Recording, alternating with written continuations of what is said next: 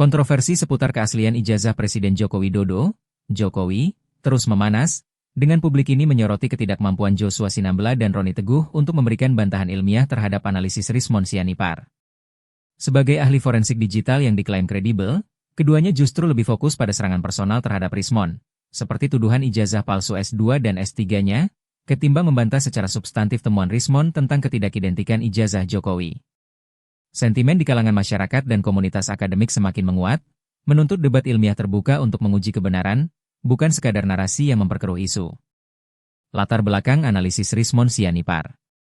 Rismon Sianipar, ahli forensik digital dan mantan dosen Universitas Mataram, mengklaim menemukan anomali pada ijazah S1 Jokowi dari Universitas Gadjah Mada, UGM, melalui metode morfologi Bitwise dalam transformasi ruang warna HSV.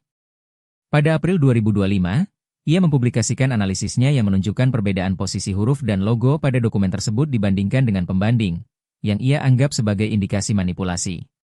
Temuan ini didukung oleh pengalaman penelitiannya di bidang kriptografi, pemrosesan sinyal dan citra digital. Rismon, yang aktif di media sosial seperti akun X Sianipar Rismon, telah mengajak diskusi terbuka untuk memperdebatkan temuan ilmiahnya. Namun, respons dari Joshua Sinambela dan Roni Teguh, dua ahli forensik digital yang dianggap pro-establishment, lebih condong pada serangan personal daripada analisis teknis, memicu kekecewaan publik. Pendekatan Joshua Sinambela. Joshua Sinambela, alumni Fakultas Elektro UGM, muncul sebagai sosok yang menggugat kredibilitas Rismon dengan mengklaim bahwa ijazah S2 dan S3 Rismon dari Universitas Yamaguchi palsu berdasarkan korespondensi dengan pihak kampus. Namun hal tersebut pun masih menjadi pertanyaan, karena itu hanya pengakuan sepihak saja. Pada Mei 2025, ia mengunggah pernyataan bahwa analisis Rismon terhadap foto ijazah Jokowi tidak berdasar karena hanya mengandalkan data sekunder, seperti foto dan video yang ia kirimkan via WhatsApp. Joshua juga menyoroti penggunaan font Times New Roman pada skripsi Jokowi yang konsisten dengan teman seangkatannya, menganggap argumen Rismon tentang teknologi cetak era 1980-an sebagai spekulatif. Namun, kritik utama publik adalah ketidakmauan Joshua untuk menguji temuan Rismon dengan metode ilmiah yang sebanding, seperti forensik digital berbasis sumber asli sesuai standar ISO 27037. Dalam diskusi DevTal pada 31 Mei 2025, Joshua mengundang Rismon tetapi tidak hadir, memperkuat persepsi bahwa ia menghindari konfrontasi substantif. Narasinya lebih terfokus pada melemahkan reputasi Rismon daripada membantah data teknis, seperti perbedaan posisi elemen pada ijazah yang dianalisis Rismon. Respons Roni Teguh.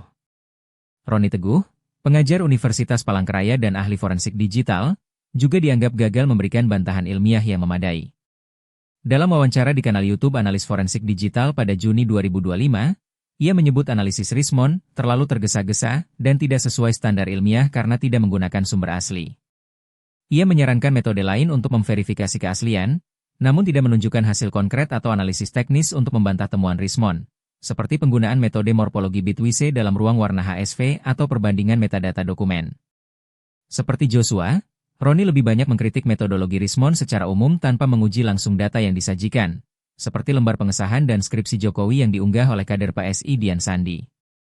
Pendekatannya dianggap oleh banyak pihak sebagai upaya mendukung narasi resmi UGM, yang pada Maret 2025 menyatakan ijazah Jokowi asli berdasarkan catatan akademik, tanpa mengatasi kekhawatiran teknis yang diajukan Rismon. Sentimen publik dan tuntutan debat ilmiah. Publik, terutama melalui platform X, menunjukkan ketidakpuasan terhadap pendekatan Joshua dan Roni. Banyak yang menyebut respons mereka sebagai serangan murahan yang tidak menyentuh inti permasalahan ilmiah. Tagar debat ilmiah Rismon dan bantah dengan data menjadi trending pada 9 Juni 2025, dengan warganet menuntut kedua ahli tersebut membuktikan keabsahan ijazah Jokowi melalui analisis forensik yang kredibel, bukan sekadar tuduhan personal. Komunitas akademik juga terpecah. Sebagian mendukung Rismon atas pendekatan datanya, sementara yang lain memuji Joshua dan Roni karena konsisten dengan narasi resmi. Namun, mayoritas menyerukan debat terbuka, dengan syarat semua pihak menyajikan bukti teknis, bukan argumen emosional atau serangan karakter. Rismon sendiri telah menegaskan kesiapannya mengikuti forum ilmiah, menantang Joshua dan Roni untuk membuktikan posisinya. Konteks hukum dan narasi resmi. Kasus ini berkembang setelah Jokowi melaporkan Rismon, Rai Suryo, dan lainnya ke Polda Metro Jaya pada 30 April 2025 dengan tuduhan pencemaran nama baik, teregistrasi nomor LP B28314-2025 SPKT. Polda telah memeriksa Rismon sebagai saksi pada 26 Mei 2025 dengan 97 pertanyaan, fokus pada metode ilmiahnya. Namun belum ada laporan resmi yang membantah atau mengkonfirmasi temuan Rismon. Bareskrim pada 22 Mei 2025 menyatakan tidak menemukan unsur pidana, mendukung pernyataan UGM, tetapi publik mempertanyakan apakah penyelidikan cukup mendalam. Narasi resmi dari UGM dan pemerintah cenderung menekankan keaslian ijazah berdasarkan catatan akademik dan kesaksian teman seangkatan Jokowi, seperti Frono, yang mengkonfirmasi kehadirannya di kampus. Namun, kritik muncul bahwa pendekatan ini menghindari analisis teknis yang diusung Rismon, meninggalkan ruang untuk skeptisisme. Implikasi akademik dan politik. Kontroversi ini menguji integritas komunitas forensik digital Indonesia. Ketidakmampuan Joshua dan Roni memberikan bantahan ilmiah yang substantif melemahkan kredibilitas mereka di mata publik, sekaligus memicu diskusi tentang kebebasan akademik. Rismon mengkhawatirkan bahwa tekanan hukum dapat membungkam peneliti independen, sebuah sentimen yang dibagikan oleh beberapa akademisi yang memilih diam karena risiko karir.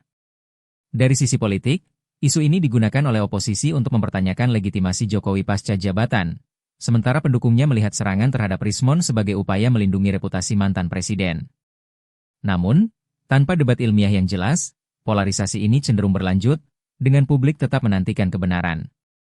Harapan dan tantangan. Publik ini menantikan langkah konkret dari Joshua dan Roni, baik melalui publikasi ilmiah, analisis teknis, atau forum terbuka yang melibatkan Rismon. Tanpa bantahan berbasis data, seperti perbandingan metadata atau pengujian sumber asli, kredibilitas mereka akan terus dipertanyakan. Sementara itu, Rismon menghadapi tantangan membuktikan metode ilmiahnya di tengah tuduhan terhadap ijazahnya sendiri. Walaupun isu tersebut terlihat konyol dan sangat tendensius mengingat ketidakmampuan Joshua dan Roni memberikan bantahan yang lebih substantif dengan metode ilmiah yang sering digunakan dalam dunia digital forensik. Publik menantikan bantahan ilmiah dari Joshua Sinambela dan Roni Teguh terhadap analisis Rismon Sianipar tentang ijazah palsu Jokowi, bukan sekadar narasi menyerang personal yang tidak substantif. Kasus ini bukan hanya soal keaslian dokumen, tetapi juga tentang standar keilmuan dan kebebasan akademik di Indonesia. Hanya dengan debat terbuka berbasis data, kebenaran dapat terungkap, meninggalkan Joshua dan Roni di ujung tanduk untuk membuktikan kompetensinya atau terus dicap menghindari inti permasalahan.